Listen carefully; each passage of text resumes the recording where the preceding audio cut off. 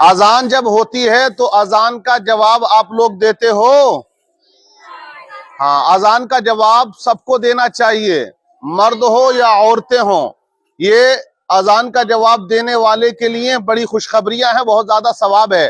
آج لوگ کیا کرتے ہیں، اذان ہوتی ہے اور جواب نہیں دیتے ہیں، اور خاص کر عورتوں کا تو یہ معمول ہے کہ وہ جواب دیتی ہی نہیں ہے۔ وہ یہ سمجھتی ہیں کہ اذان کا جواب دینا ہمارے لیے ضروری نہیں ہے، مردوں کے لیے ضروری ہے۔ تو یہ ان کی غلط فہمی ہے۔ اذان ہو، مرد ہو یا عورت، بوڑھا ہو یا بچہ، سب کو خاموشی سے اذان کو سننا بھی چاہیے، اذان کا جواب دینا بھی چاہیے۔ موبائل چلاتے ہو تو بند کر دینا چاہیے۔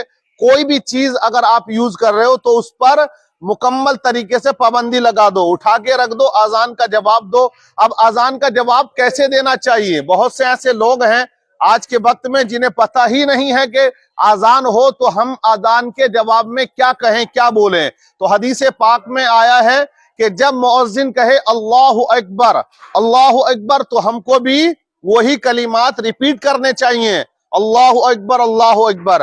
اور جب مؤذن کہے اشہد ان لا الہ الا اللہ تو انگلی اٹھانی چاہیے، یہ سیدھے ہاتھ کی جو شہادت والی انگلی ہے یہ اٹھا دینی چاہیے۔ اور جب مؤذن پہنچے الا اللہ پہ تو اس کو گرا دینا چاہیے، دونوں مرتبہ ایسے ہی کیا جائے، اور جواب میں اشہد ان لا الہ الا اللہ ہی کہا جائے۔ اور جب مؤذن پہنچے اشہد ان محمد رسول اللہ پہ تو ہم کو انگوٹھے بھی چومنے چاہیے، اور جواب میں صلی اللہ علیہ وسلم ہمیں پڑھنا چاہیے، قرۃ عینی بک یا رسول اللہ بھی پڑھنا چاہیے۔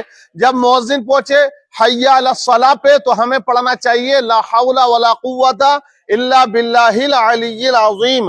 اور اگر کوئی انہی الفاظوں کو دہرانا چاہتا ہے، حی علی الصلاۃ ہی کہنا چاہتا ہے تو وہ بھی کہہ سکتا ہے، اور مؤذن کہے حی علی الفلاح تو ہم کو بھی لا حول ولا پڑھنا چاہیے، یا وہی کلمات کو ہمیں دہرا دینا چاہیے۔ جب مؤذن پہنچے اللہ اکبر تو ہمیں وہی الفاظ دہرا دینے چاہیے۔ جب مؤذن پہنچے لا الہ پہ تو انگلی اٹھائیں، اور وہ کہے الا اللہ تو اس شہادت والی انگلی کو ہمیں گرا دینا چاہیے۔ سمجھ گئے آپ لوگ؟ تو اذان کا جواب دو گے۔ اور جب اذان ہو، تمہارے ابا، تمہاری اماں یا گھر کا کوئی بھی پریوار باتیں کرتا ہو تو ان کو آپ سمجھا دو، ٹوک دو کہ اذان ہو رہی ہے، ابا جان یا ابو جان یا امی جان اذان ہو رہی ہے، جواب دو۔ جب آپ یہ باتیں اپنے گھر میں بتاؤ گے تو ایک دینی ماحول گھر کے اندر پیدا ہوگا، اور اذان کے جواب دینے والے کے لیے حدیث میں آیا ہے اللہ اسے جنت عطا فرمائے گا۔ سمجھ گئے؟ اس کو اللہ جنت عطا فرمائے گا۔ اور اذان کیا ہے؟ یہ بلاوا ہے، یہ اطلاع دینا ہے، اے لوگوں نماز کا وقت ہو گیا۔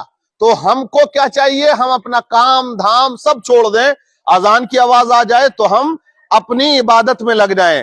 مرد حضرات مسجد جائیں، لیڈیز عورتیں اپنے گھر میں نماز پڑھیں۔ سمجھ گئے؟ اور جو اذان کو اگنور کر دیتا ہے، اذان کو توجہ سے نہیں سنتا ہے، اذان کو ہلکے میں لیتا ہے، تو ہو سکتا ہے کہ اس کا خاتمہ ایمان پر نہ ہو۔ سمجھ گئے؟ اس کے لیے بڑی سختی ہے۔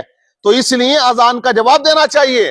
ارے جب اذان ہوتی تھی اور حضرت علی اذان کی آواز کو سنتے تھے تو آپ کے چہرے کا جو رنگ تھا نا وہ بدل جاتا تھا۔ لوگوں نے کہا حضور یہ کیا ہوتا آپ کے ساتھ؟ تو آپ نے فرمایا لوگوں مجھے یہ خوف رہتا ہے کہ اتنی بڑی بارگاہ سے بلاوا آیا ہے، کہیں ایسا نہ ہو کہ میں اس بارگاہ کا حق ادا نہ کر سکوں۔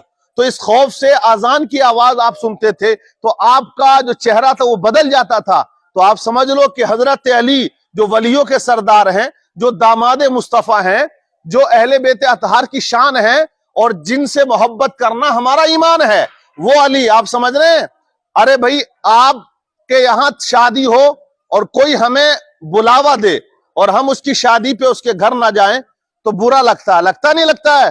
ارے ہم کہتے ہیں ہمیں بلاوا دیا ہم نے اس کو، وہ ہمارے گھر شادی پہ نہیں آیا، ہماری دعوت پہ نہیں آیا، تو ہم اس سے زندگی بھر کے رشتے ختم کر دیتے ہیں، پوری زندگی کا معاملہ ختم کر دیتے ہیں۔ ہم اس سے اب شادی میں نہیں بلائیں گے، ناراض ہو جاتا ہے انسان۔ ایک بار کوئی ہمیں کارڈ دے کے انوائٹیشن کرتا ہے، دیتا ہے، انوائٹیشن دیتا ہے کہ آئیے، بلاوا کرتا اور ہم نہ جائیں، وہ برا مان جاتا ہے۔ ہمارے بلاوے پہ وہ نہ آئے شادی میں یا ہماری دعوت پہ ہم برا مان جاتے ہیں، اور اس سے رشتہ داری ختم، اس سے تعلقات ختم، اس سے دوستی ختم۔ تو ایک بار زندگی میں کوئی ہمیں بلائے، اس کے بلاوے پہ ہم نہ جائیں تو ہمیں برا لگتا ہے۔ اللہ کی بارگاہ سے آزان کے ذریعے ہمیں 5 مرتبہ بلایا جاتا ہے، اور 5 مرتبہ میں ہم ایک بار بھی نہ پہنچے تو دیکھو اللہ کتنی قدرت والا ہے، کتنی شان والا ہے۔ وہ ہمیں روٹی دے رہا ہے، وہ ہمیں زندگی دے رہا ہے، وہ ہمیں کھانا دانا دے رہا ہے، سمجھ گئے؟ تو اس لیے آزان کو اگنور نہ کرو، آزان کی آواز پر لبیک کہتے ہوئے بالکل مسجد میں جاؤ اور نماز پڑھو۔ گھر میں اپنے گھر والوں کو آپ لوگ سمجھاؤ۔ آپ مدرسے میں پڑھنے آتے ہو، یہ مدرسے میں پڑھنے والوں کے اوپر بڑی ذمہ داری ہے کہ وہ اپنے گھر کے اندر ماحول اچھا بنائیں، گھر والوں کو سمجھائیں اور بتائیں۔ اور جو لوگ نہیں سمجھاتے بتاتے ہیں تو پھر تعلیم کا فائدہ ہی کیا؟ ارے بھائی جو باتیں ہم نے تمہیں بتائی ہیں تم اپنے گھر میں بتاؤ گے تو اچھا ماحول بنے گا نہیں؟ اپنے گھروں پہ بتاؤ گے؟ ہاں، اذان کا جواب دو گے؟